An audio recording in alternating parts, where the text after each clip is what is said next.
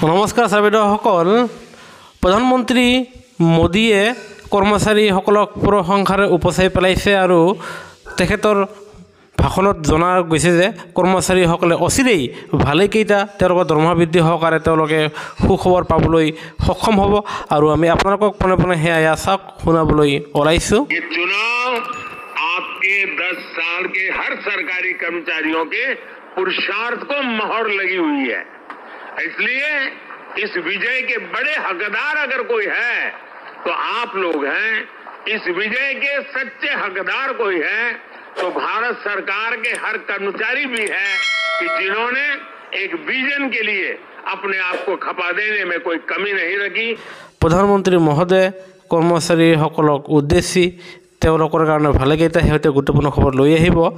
বিশেষকৈ আপোনাৰ অষ্টম দৰমহা আয়োগৰ কমিটি গঠন, যাতে 2026 পৰা কৰ্মচাৰীসকলে তেওঁলোকে দৰমহা বৃদ্ধিৰ লাভালাভ পাবলৈ সক্ষম হয়। লগতে আপোনাৰ NPS ৰিভিউ কমিটিৰ প্ৰতিবেদন যাতে ৰাজহুৱা হয়, যাৰ ফলত NPSৰ অধীনৰ চৰকাৰী কৰ্মচাৰীসকলে যাতে পুৰণা পেঞ্চন নাইবা পুৰণা পেঞ্চনৰ সমপৰ্যায়ৰ তেওঁলোকে লাভালাভ পাবলৈ সক্ষম হয়, যাতে NPSতো আপোনাৰ পেঞ্চনৰ গেৰেণ্টি থাকে।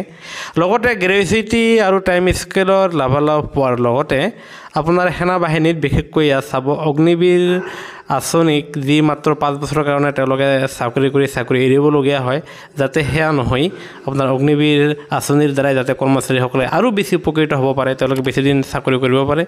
ইয়াকে লৈ আপোনাৰ কৰ্মচাৰীসকলৰ কাৰণে ভালেকেইটা সুখবৰ এটাৰ পিছত এটাকৈ আহিব বুলি জনা গৈছে।